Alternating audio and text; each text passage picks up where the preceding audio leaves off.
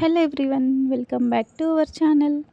ఈరోజు మన రెసిపీ వచ్చేసి మోస్ట్ రిక్వెస్టెడ్ రెసిపీ బెండకాయ పులుసు. నేను మా ఇంట్లో బెండకాయ పులుసు ఎలా చేస్తానో ఈ వీడియోలో చూపించబోతున్నాను. వీడియోని స్కిప్ చేయకుండా లాస్ట్ వరకు చూడండి. అలాగే మన ఛానల్ని మొదటిసారిగా చూస్తున్నట్లయితే సబ్స్క్రైబ్ చేసుకోండి. వీడియోకి ఒక లైక్ ఇవ్వడం మర్చిపోవద్దు. మీరు కూడా ఈ బెండకాయ పులుసుని తప్పకుండా ట్రై చేయండి. చాలా అంటే చాలా టేస్టీగా ఉంటుంది. వేడి వేడి రైస్లో తీసుకుంటే చాలా టేస్టీ ఉంటుంది. రెసిపీని స్టార్ట్ చేసేద్దాం. రెసిపీని స్టార్ట్ చేసే ముందు రెసిపీకి ఒక లైక్ ఇవ్వడం మర్చిపోవద్దు. ముందుగా స్టవ్ ఆన్ చేసి కడాయి పెట్టుకొని అందులో 2 టేబుల్ స్పూన్ ఆయిల్ యాడ్ చేసుకోవాలి. ఆయిల్ హీట్ అయిన తర్వాత 1 టీ స్పూన్ పోపు దినుసులు యాడ్ చేసుకోవాలి.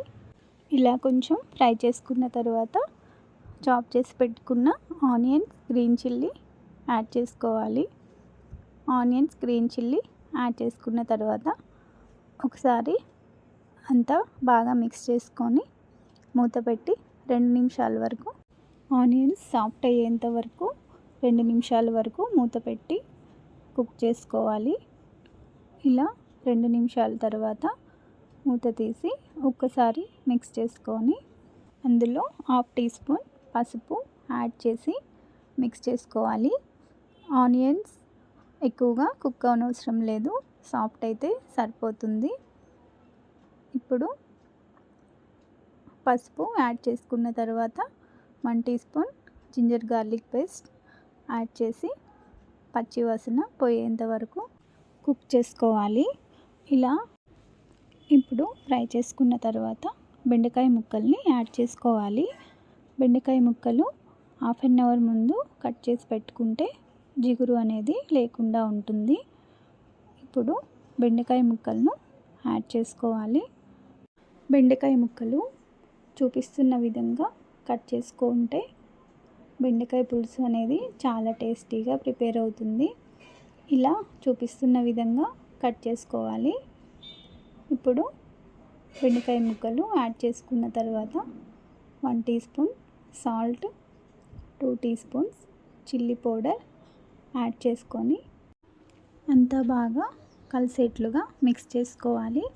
ఇలా మిక్స్ చేసుకున్న తర్వాత మూత పెట్టి 2 నిమిషాల వరకు బెండకాయ ముక్కలు మగ్గేంత వరకు కుక్ చేసుకోవాలి.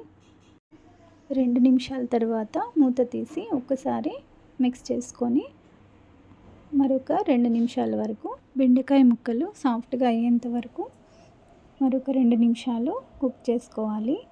ఇలా కుక్ చేసుకున్నప్పుడే మధ్య మధ్యలో కలుపుకుంటూ కుక్ చేసుకోవాలి. 2 నిమిషాల వరకు కుక్ చేసుకున్న తర్వాత ఒకసారి మిక్స్ చేసుకొని చింతపండు పులుసు 1 కప్ యాడ్ చేసుకోవాలి.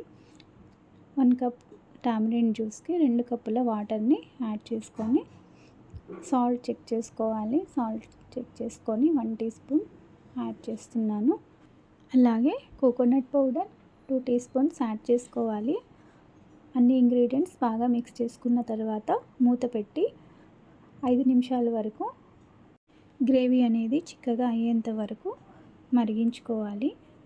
ఇలా మధ్య మధ్యలో చెక్ చేసుకుంటూ గ్రేవీ కన్సిస్టెన్సీ చెక్ చేసుకోవాలి. ఇలా కుక్ చేసుకున్న తర్వాత 5 మినిట్స్ తర్వాత మూత తీసి చూస్తే మనకి బెండకాయ పులుసు రెడీ అయిపోతుంది.